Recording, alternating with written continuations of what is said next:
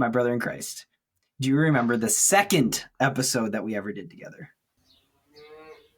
Is that a cow? That was a calf. Sorry. William's got a cow in his yard. No, well, if they are out, then I have to go out and chase them back in. No, I can shut the windows too, actually. No, you're fine. It's just fun. It's like that 10 hours of silence inserted by random meme. Most of the time it's crickets. Back to F1 after I was rudely interrupted by a cow. Josh. Interrupting cow who? That's going to become like Army, like the interrupting cow.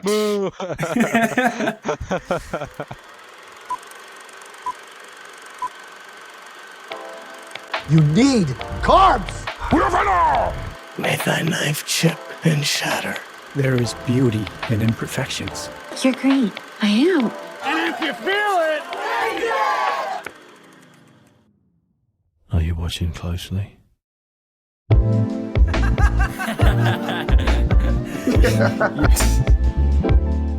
Let's do our what we did with like when we jumped on a half hour ago and be like, oh my gosh, we're here. Whoa, guys, it's been so long. Josh, you look so great. There. This was a mistake. The facial reactions are the best.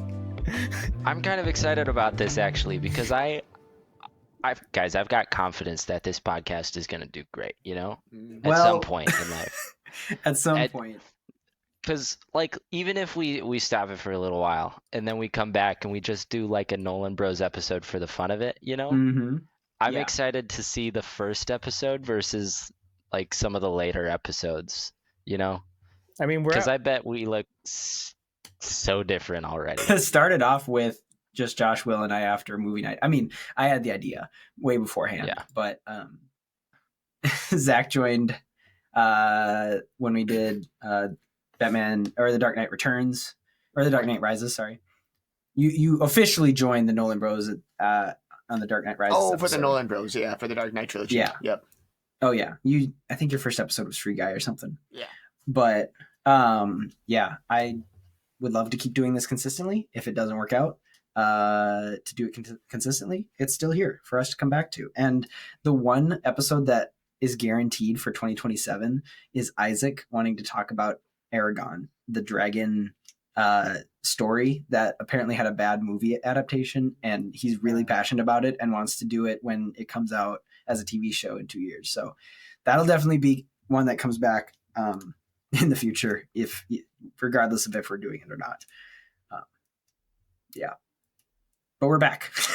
The boys are back in town. The boys are back in town. Okay, that was so off. Did we have like an idea? Because I know this is supposed to be like a Nolan Bros roundtable, and then we had thrown some stuff out. Were we actually going to try anything for what we talked about on the Discord, or just we were just going to talk about. We were going to talk about old movies, and we can get to that in a sec. But I really want to talk about vibes, man. Go with the flow. Yeah. Right. For F1, give as much as you can without telling me the good stuff that I will want to be wowed at tonight. Actually, okay. No. Yeah, so Josh is seeing it tonight. For those who didn't, I gotta confess. Okay. I'm not that excited about it, so go ahead and spoil it. And if I regret it being spoiled, that's my fault. Hey, for the sake of our viewers, don't spoil it. My brother in Christ, do you remember the second episode that we ever did together? Is that a cow? That was a calf. Sorry. William's got a cow in his yard. No, well, if they are out, then I have to go out and chase them back in. No, I can shut the windows too, actually. No, you're fine. It's just fun. It's like that 10 hours of silence inserted by random meme. Most of the time it's crickets. Well, the thing is, when it's terrible when I'm sleeping too, because I have a window right there where my head is, so I can hear everything. Like when my brother drives in, when my dad leaves, when there's people coming in with like that. On our farm, there's the acoustics is such that you can hear people like quite well. Like Josh, you know where my house is. Seth, the log cabin is. You can hear like my mother talking from down there up where we are right now, which is like a quarter mile away. So Mrs. Carlson is not known for being low in volume. We'll say that. That's true. She enunciates and speaks very clearly. That's true. As the sound guy at our church previously, I never gave her a mic. Yeah. Back to F1 after I was rudely Yeah. interrupted by a cow. Josh. Interrupting cow who? That's gonna become like Army, like the interrupting cow. Josh, the second episode we ever did was Top Gun Maverick. And Yeah.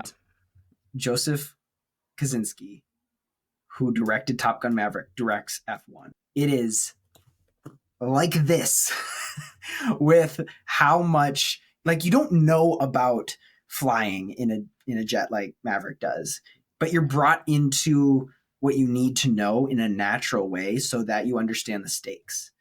And it's gripping and has in cockpit shots and camera moves that you feel are impossible, and story that kind of, I mean, I'm not going to say the story isn't there. It could have been stronger, but also I was very moved. It's very long. It's 2.5 hours. It could have been 2 hours, but I don't know what they could have cut. That is mostly what I want to say without spoiling anything. I wanted to sell you on it's Top Gun for F1. It's going to bring you in just as much as you need to, get you invested just as much as you need to, and have amazing payoff at the end. I'm also watching it on like as close as we can to IMAX without it being IMAX. Yeah. Like ultra screen HD. Yeah. 4D. Like Marcus Cinema has their ultra super something screen. I think Zach and I are seeing Superman on that or something. Oh, okay. Yeah. You need to pay me for that, by the way. Yes, I was paid for that. Well, I was wondering why let the record show. I was wondering why the ticket was so expensive. Yeah, because it's early. We're seeing it on Tuesday before it comes out through Amazon Prime, and it's at Marcus. So do not think that you won't like F1. Oh, well, I'll love it. I've been getting into cars a lot lately because I don't know. Yeah. I just wanted to. Here's the other thing. A very recent comment on Jeremy John's video review, which he it's his most recent awesome-tacular rating. So any movie that he really loves is awesome-tacular.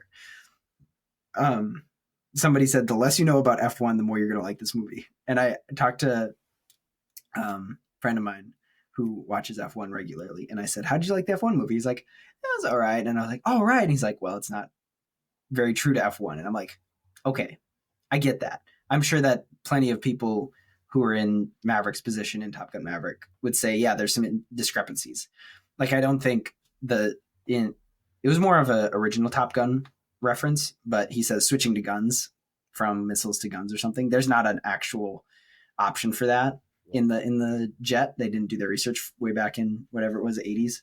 And so it's just one of those things that you're going to deal with that suspend your disbelief a little bit. But it's also really fun because Lewis Hamilton, who's one of the best F1 drivers, co-produced the movie. So he had a tight hand in how F1 works. And I think it feels real because not only he co-produces it, he also stars in it along with Max Verstappen and a couple of the others that are less known. But I know Max Verstappen and Lewis Hamilton for sure. It's really good. You should go see it. Okay, now I am excited about it. Dang it. Dang it. This is the time for movies. I feel like everyone's vying for attention. You got F1 this week. You have Jurassic World Rebirth next week, which I hear is meh. You have Superman the week after, which apparently people are also saying it's meh. I honestly have not seen a good review about it yet. I've just seen that it's subpar. There's been a lot of good reviews for it. Really? Yeah. The only ones that I've seen surface on Instagram didn't live up to expectation. The fourth one is Fantastic Four coming out the week after Superman. Well, and speaking of Superman, I think when are you and Zach gonna go do that? Because I was probably gonna come down and watch that with you guys whenever that comes out. Oh, Uh-oh. But I also don't know if the seats next to us are available because at the very least the hype is real, regardless of if the movie is good or not. I just want to watch a movie with you guys. Like the movie itself is interesting, but it's more for the bros. Zach just sent me something about the Snyder fans getting ready to review bomb Superman. So there's a lot of talk of review bombing with like The Acolyte and like, oh, all of the anti-fans came and gave us bad reviews, and we're like, no, it's a bad show. And yet the Snyder fans who don't like that James Gunn is now doing Superman are literally planning online to review bomb the movie. And part of it is like, is it actual hate, or is it like worry that it's going to be good? And they're like, we don't want it to get out. Because if it, again, the one Zach sent me is breaking it down. It's like, if it's bad, it's going to be bad and people are going to know. And we can't really judge that until the movie starts coming out. Probably on the 8th is the earliest when people will see it. Yeah, it's weird how people are just angry about it. It's such different sides of the spectrum. The embargo lifts on the 7th, and that's when people can actually start talking about it. Sure. 7th will be an interesting day, and then we'll see it the 8th evening. So I've liked the scenes that I've seen that have already been released, like Superman barging into Lex's office and him in the Fortress of Solitude. But I don't know. Lex seems like a very cool guy. Like there's the scene with all of the the Superman protective whatever in the Fortress of Solitude, and then like he takes his sunglasses off just to prove that he won't flinch, basically. Oh, I'd seen that, where like there's something that whizzes like right, like he basically takes his glasses off and immediately there's something that flows right past his head and it explodes right beside him and he doesn't flinch at all. It's like, oh, that's right, I'm so cool. He doesn't need to take his sunglasses off, but he's doing it to prove that he's got balls of steel. Instead of a man of steel, he's got. Give me. Hey, whoa. Josh. Anyways, here's the scene that I really think is defining the movie, and I'm liking this. So, the dog, loser! You took the dog. That's like the epitome of what's the one meme where it's like the guy yelling and the other person's like, like I've done well, like the rage baiting meme, I think. I told Zach it embodies the character of Lex and Clark so well. Lex is not fazed by a god who could destroy him, and Superman is not going to destroy Lex, even though he very well could. So it's I like the candor and the back and forth that they have in that scene. So, and something that I think Nicholas Hoult said in an interview is it shows that he knows Lex as a character and shows that he took time to learn it. He said Lex looks at Superman like artists look at AI. Yeah, that's what I was about to bring up.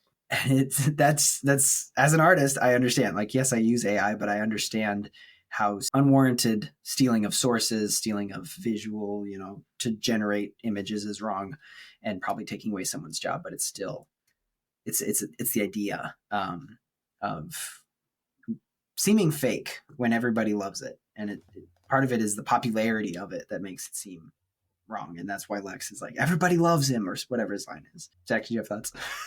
Or do I have thoughts? I had a thought. Yeah, a lot of the reviews that I've seen for it have talked about how it seems like a faithful adaptation of like an episode of Superman the animated series. I mean, not like a specific episode of the series, but more generally like the vibe of the movie compared to the vibe of the show. So I'm excited to hear that, because I think that's what James Gunn said going into it, is that his universe is going to be widely based off of like Just League Unlimited and Young Justice. So I'm excited to see him staying true to that. I'm still kind of cautiously optimistic about the movie, but what we've seen so far has given me hope. It's cool to see a Lex Luthor that can get under Clark's skin like that, because I think that's really what their relationship should be, and just, Superman having to like hold himself back from like just punching Lex's face off. So yeah, I think the way the story goes, I'm sure somebody has been like, oh, this makes sense that this would follow this and what we've seen from the trailer, but obviously it seems like Lex goes to the Fortress of Solitude. In my mind, Ultraman has some sort of Kryptonian DNA whether it's a Bizarro version of David Cornsweet or even Henry Cavill coming back. He has the ability to open the door. Lex wreaks havoc, takes Crypto. This might be a second act sort of thing, and then Superman confronts him in the city, and then I assume that Lex has somehow called this creature, the big Leviathan, as a distraction. And then from there, there's like the bots that the Lex bots that I think will attack him from there and probably send him into the snow, which is the first scene we've seen. That's just me trying to piece it together from what I remember. All right. I've got a question about, or sorry, go ahead. I still think that Ultraman could end up being Metallo. Who's that? I know that means less to you. No. I sent you that theory at one point. I know he's a lesser known. Oh, DC. Metallo? Yeah, the one with the kryptonite heart and all that. No, I remember you sending it to me. I don't remember who Metallo is. Yeah, he's like a cyborg created by Lex Luthor, who's got like a kryptonite heart. I was saying I know he's a lesser known character, but I mean I feel like James Gunn is a bold enough director to do something like that, like how he threw Starro into a Suicide Squad movie. Yeah, he would. The thing is, I remember a shot that looked like Lobo with laser eyes, which I assume would be Ultraman if it's actually the parallel of Superman, regardless of which parallel. And it looked like a Lobo character with whitish bare chest and long curly hair. It was a single frame that people thought looked like Lobo, but it could be something else. Bizarro. I think. Yeah. Josh, what was your question while I try and find this? Mine's more so about the casting, not so much the story. I have one quarrel with the casting, and I don't even know if it's a full quarrel. So hear me out here. I'm used to Superman having a little bit of a baby face, and I imagine Lex having a little bit more of an abrupt, almost anger face, and that is switched in this movie. Superman gives me more Homelander vibes as far as face structure goes, and Lex gives me more like soft Superman vibes, you know? So the casting, I think they're going to do great. Like, they're great actors. I think they'll do good, but like the face just doesn't line up to me. What do you think of Henry Cavill? He's got a lot of baby face. You think he's got baby face? He's baby faceable. Him? Really? He's got like he's more like the chiseled jaw. He almost looks like he's not like the Chad meme, but looks more like that to me than not. Yeah, he's basically a Chad. I think it's the butt chin that he's got that completely ruins it. Like, he's got baby face if you've got butt chin, you know? Congratulations, everyone in the audience who has a butt chin. You are officially babyface. You mean a dimple? Is that what you're talking about? No, he's got butt chin. I don't know. Okay, so look at Henry Cavill, and then what's his name? What's the new actor's name? David Cornsweet. I mean, I would agree that Henry Cavill, I think, is a better look for Superman than the new actor, but I think the new actor will do. I think the new actor looks better when he's trying to look as Clark Kent versus Superman. Like the distinction is really clear. There's a very prominent butt chin that you can see there. Yeah, super prominent butt chin. Okay, Zach, can I take it? Oh yeah, can I take over? Yeah, you can take over. There's the two. Oh, that's not a good picture of Cornsweet. That's like an AI picture of David Cornsweet. Okay, there's a very specific picture I'm thinking of that makes me think of Superman as angry and having not a baby face. Because Henry Cavill in that picture, definitely baby face, for sure. Okay, but like, let me pull this up. There's that. That's a great comparison of their face on. I don't know. I think they both do it well. And I honestly think that their styles are matching with how they're writing their character, even if we disagree on how that is written. Can I take it? Yeah, go for it. We're both. Yeah, Your Honor, may I approach the bench with my evidence? Can I take it? Okay. Please keep this tab. Wonderful. This one specifically. Josh, Josh, you pressed the wrong button. do you know what you're sharing? Frick, what am I sharing? You're sharing Riverside. Please keep this tab open. This is your upload page. Keep it open to ensure your record uploads smoothly. Hang on. No, I stopped doing that. Yeah, this is one of the first looks we had. That face does not give baby face vibes. That gives, oh, he angry, he gonna kill me vibes. I don't want him to save my cat. He doesn't like that intimidating. I don't know. I like how we've devolved into like examining the facial structures of Superman actors to determine, I don't know, just how we think about it. But that's like look at this one. No. Zach took it. We don't have to. It doesn't matter. That's good. Look at that baby face. That's a good one. Okay. Zach, can I take it? I'll be honest. I haven't seen a lot, but I am getting convinced that he does have the possibility of babyface. Yes, I understand. If you'll direct your attention to the screen, Your Honor. We're really convincing Josh. Your Honor. Yeah, good. Okay, good work. How is Superman to work with? He's fun. Nice work, everybody. High fives. Boom. Boom. I did meet Monster Bros. Plays. Well, you're doing great work today. Oh, it looks like they might be ready. Are you guys ready? One step back. Let's roll, please. Ready and action!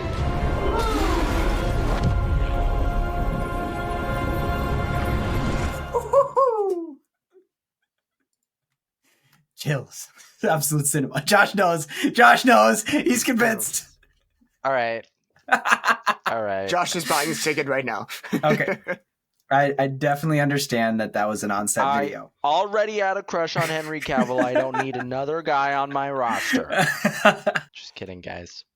I'm not gay. I don't know if you knew this. This is where I learned about David Cornsweet, was that he was in Twisters. He was kind of the angry salesman in Twisters when, I forget his name, the third Hispanic guy. He was like, we're going to go save the people and we're going to go help them. And he's like, no, we got to go. Yeah. You talking Slow about down, the people. Stop I don't care about the people. Why is Clark Kent yelling at us?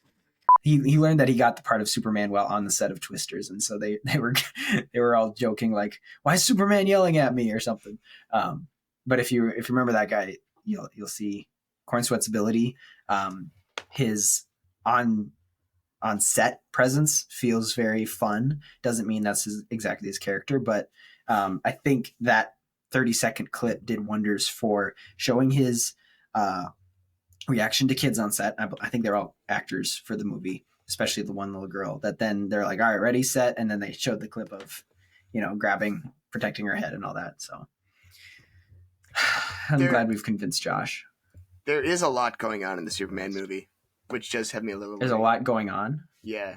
There is the kaiju. There's the original character, like the Hammer of Bavaria or whatever his name is.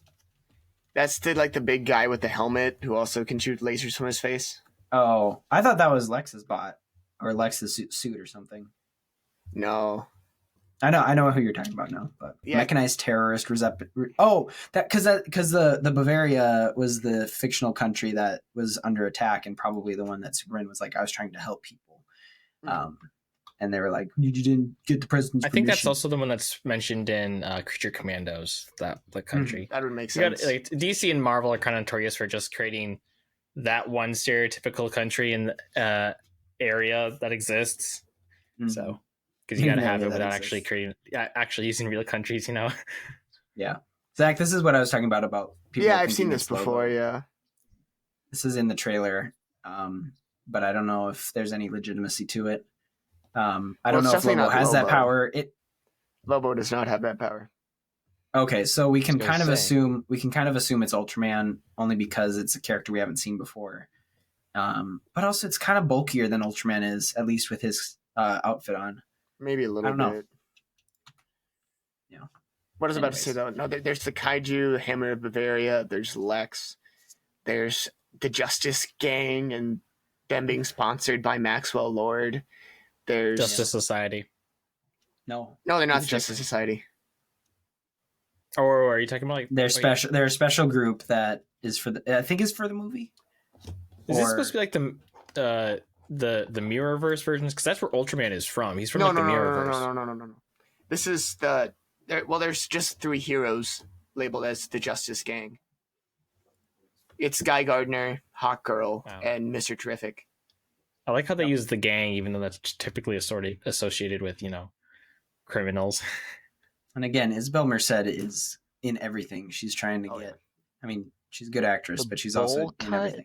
The bowl cut. Hey, they made a joke about that though. Like that's like one of the things I'd seen with Lois saying something's making fun about that joke or about his hair as a joke, which I think that was fully intentional. Or that definitely was fully intentional.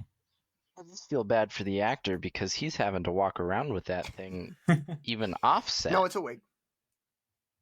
Oh, is it? Yeah, it's a wig. Oh, okay. Yeah. He's doing better Nathan now. Fillion is not walking around with a bowl cut. Dang it. That haircut should be against your vows. That what? That what should be what? But what should be what? So this is a great roundtable because we're not talking about anything specifically. But hopefully we're convincing Josh to also go see Superman. I forget that most people don't see multiple movies a month like we do. But, okay. So if this job goes right, I could watch every single movie in theaters as long as it's just not during the summer. You're saying you get stacked for the school year so that you can have that flexibility. He's like an economic bear, only in reverse, and that he builds up capital and then hibernates for the rest of the winter in his little man cave and plays video games and watches movies. There you go. If I work all summer, I can then hibernate and only watch movies and video games. Yeah. You get to play Death Stranding 2, and what else is coming out? Oblivion is what's on my roster. Oh, right yeah, now. the remaster. That kind of came out of nowhere. Although the only thing I hear about Oblivion remaster is that people are now just making jokes that, we got the Oblivion remaster before we got Elder Scrolls 6. Oh. You didn't lead with Elder Scrolls. I was actually curious about a good video game, and then I saw Elder Scrolls, and I was like, I'm out. All right. Here, Oblivion was the very first game that I played on my PS3, or Elder Scrolls was. Skyrim was the first one I played. Oblivion was the second because I loved Skyrim so much. And they were like monumental in my open world video gaming life. Mm-hmm. So being able to experience that game again on next gen, because they finally updated the engine that they use. Mm-hmm. Yeah, bless me. Sorry. They finally updated it so that it's not just using the same stuff that it's been using for forever. Like, look at that. Look at the difference. Just there. one of many comparisons. This is like I followed Resident Evil for a little bit, kind of when Markiplier was playing the remasters. This is the same level of like, if it had to be any game, it had to be those where they have good story and people like big fan base and could be updated. Amazing world too. Yeah, like the world of Oblivion is awesome, and it's a world that anyone could get lost in for hours and hours, and I'm hoping to be able to have the time to do that again. One day. Yeah. Imagine playing a video game. Plus, so Michael and I are also wanting to play Split Fiction. I've heard that's pretty good. Have you guys looked at it at all? I've seen like some of the clips for it, especially like the one where it's like the phone one where you have to hack into the phone and all that, like that humorous part. Oh, yeah. I don't really know much about it, but I kind of get the idea behind it, where you're going to like different fictional stuff or something like that, and it's a co-op game. I've seen, or Ellie and I have almost finished It Takes Two, which is the same developers and same concept. Except I think the reason they went with Split Fiction next is because that one's so locked into one style, which is what a game should do. You want it to be consistent in theme, but Split Fiction kind of lets you do whatever you want for the themes and the levels and all that. And I've heard it's a lot more difficult than It Takes Two. Yeah, so I'm glad that Michael and I started with It Takes Two, because I remember the developers intentionally saying like intentionally the girl parts for It Takes Two are actually easier. That's funny. Which I think is hilarious. But Michael and I played that one and we finished it a little bit ago. To any couple out there listening,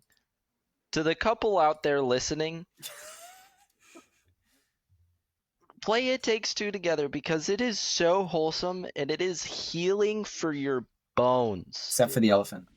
Oh, don't talk about it. Don't address it. The elephant, Josh. No, we don't talk about it. You mean the elephant you murder? Oh, spoilers. We don't talk about the elephant in the room. Well, there is no elephant in the room because it's dead, because you killed it. Oh! I may have shed a man tear at that moment, only because Michael was bawling her eyes out. Yeah, you cried not because you wanted to, but for her. You know. I salute your sacrifice. Yeah, it was actually on the other side of my face of Michael, so she didn't see it. Yeah, it's the right way to do it. The problem is after the elephant scene, you actually get really close, and then it's like, nope, you have like 4 more entire sections to do, and I've gotten stuck on there, and we need to finish. Are you at the snow area? We did the snow area. Okay. I kept throwing snowballs at her, and she got angry. Fairly so. I was being a big nuisance. Michael very quickly understood why, or like my stubbornness when it came to video games. When we were in the snow area, there's this stupid tower. This stupid tower you have to climb in order to get an achievement. And I'm like, I know there's probably only an achievement at the top. Are we 100%ing this game? No. Am I getting that achievement? Yes. Michael waited so patiently for me for 2.5 hours to get to the top of that. Are you a real gamer if it took you 2.5 hours? I'm sorry. I just had... Yes, I'm a real gamer. I will say.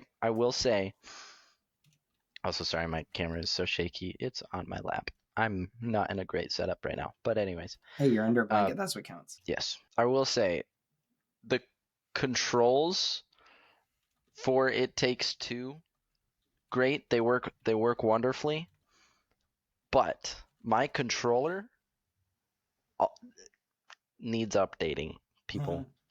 So I am blaming the controller. I fully am aware that is a very noob gamer move to blame the controller, but I'm blaming the controller. You can look down on me. It's all right. Yeah, stick drift. I got a new one, though. I mean, Josh probably is one of the best gamers out of all of us anyways, so. Seth rivals that very much so. Thank you. Only because of frequency. Yeah, Josh does way better. I know that you're the type to do long nights of gaming. I can't do long nights, but I do it frequently. I infrequently play, but when I play, pray for me, because I won't be doing anything else other than that for a little while. Like I think on Fortnite I have about 1,200 hours, and that's not even my biggest game. And I guarantee most of that is simply just me going around in a Cybertruck that I found because I want to hit people for an achievement. I guarantee it's mostly that. I was trying to find the snow tower achievement on YouTube, and I cannot. I was gonna try and do it to judge you to see how difficult it actually was, but I can't even find it. So maybe I will restrain my judgment. All right. Well, thank you, listener or watcher, for tuning in for the Nolan Bros reunion until the fall, when hopefully Josh actually has more time in school, which seems wrong, but is actually how this whole situation works. We're excited with things we got coming up next. I believe after these episodes are the state of the franchise episodes, which will take up like 2.5 months, not 2.5, a month and a half at this point because of how we're splitting episodes. But we'll be releasing those soon, and make sure to let Josh know that he's loved on the Discord where you have joined, and share your thoughts on anything and everything that we've talked about or anything you want to talk about. And share this with a friend because they would love to hear us ramble for for an hour and 15 minutes. So until next week, know that you are loved. God bless. Thanks for watching, Mom. Say the thing. Peace out, brethren. Yeah. Where there's a will, there's a way. Yeah, everybody's got their thing. He said the thing. He said the thing. Yes, I did. Congratulations. All right, I'm literally launching Fortnite.